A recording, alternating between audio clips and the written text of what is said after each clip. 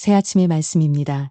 서울시 양천구 곰달래로 새물교교회 이정철 목사입니다. 하나님께서 허락하신 새날 새아침 주님의 이름으로 문안드립니다. 오늘 하루도 주님보다 앞서지 않고 성령 따라 승리하는 하루 되시기를 축복합니다. 열왕기상 9장 1절에서 22절 본문으로 듣고자 하면 들립니다 제목으로 말씀 전하겠습니다. 최근 2년간 의료 분쟁 조정이나 소송으로 이어진 사례가 4천 건을 넘었다고 합니다. 원인은 다양하겠지만 의사와 환자 사이의 소통 부재를 주요 요인으로 지적하는 이가 있는데 사회 심리학자 겸 의료 커뮤니케이션 연구자인 웬디 레빈슨 박사입니다. 그는 1997년 의료 소송 관련 흥미로운 연구 결과를 발표했습니다. 한 번도 소송을 당하지 않은 의사와 2번 이상 소송을 당한 의사 사이에는 진료 시간의 차이가 있었는데 비교해 보니 3분의 차이였습니다. 이것을 레비슨 박사는 3분의 위력이라는 이론을 제시했습니다. 이론의 핵심은 의사가 말을 많이 하는 것이 아니라 환자가 자신의 이야기를 충분히 하도록 시간을 내어 들어주는 것이었습니다. 실제로 제가 먼저 자세히 듣고 진찰하겠습니다 라는 태도로 환자의 말을 경청한 의사일수록 환자의 상태에 대해 더 풍부하고 정확한 정보를 얻을 수 있었습니다. 더 적실한 의료 판단이 가능했습니다. 결국 잘 듣는 3분이 불필요한 의료 분쟁을 예방하는 힘이 된 셈입니다. 이 원리는 교육 현장에서도 똑같이 적용됩니다. 교육심리학자 존 해티 교수는 교사의 경청이 학생의 학업 성취도에 대한 어떤 영향력을 미치는지를 실험해 보았습니다. 보통 학교 수업 시간의 3분의 2는 교사가 말합니다.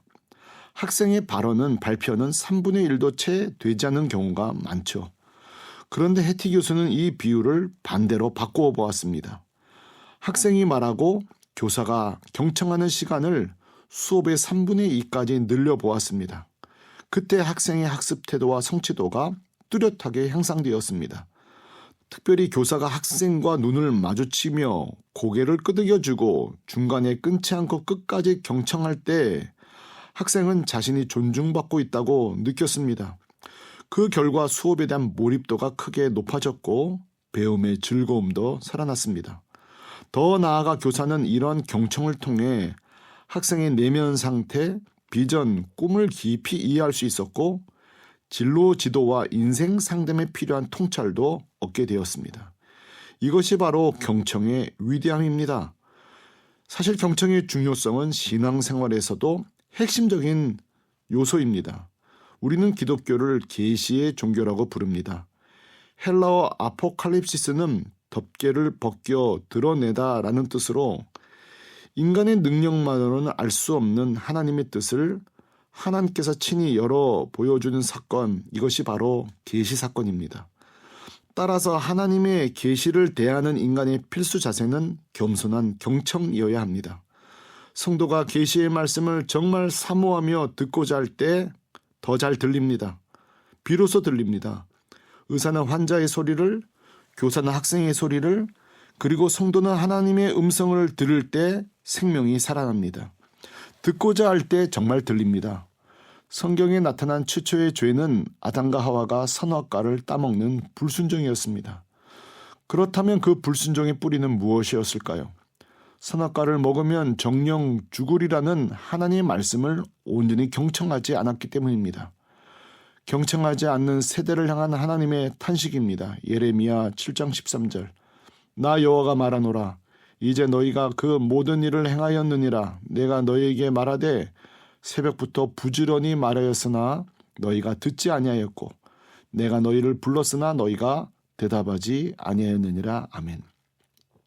우리가 하나님의 음성을 듣지 못하는 것은 하나님께서 침묵하시기 때문이 아니라 우리가 경청하지 않기 때문입니다. 오늘 본문에 등장하는 엘리야 역시 그런 경청의 중요성을 보여줍니다. 성경에서 엘리야만큼 치열하게 영적 전투를 치른 인물은 없습니다. 그는 이스라엘이 우상 숭배와 거짓 선지자들의 활동으로 영적 암흑기에 빠져 있던 때에 끝까지 싸움을 멈추지 않았던 영적 장수였습니다. 이런 우상 숭배가 끊이지 않았던 배후에는 아합 왕과 이세벨의 악한 영향력이 있었습니다. 그러나 그처럼 강했던 엘리야도 그 어느 순간 완전히 탈진해 로뎀 나무 아래 쓰러져 죽기를 구할 만큼 지쳐버렸습니다. 그때 하나님께서 그를 찾아오셔서 먹이고 쉬게 하신 뒤 다시 하나님의 산으로 이끌어 가십니다.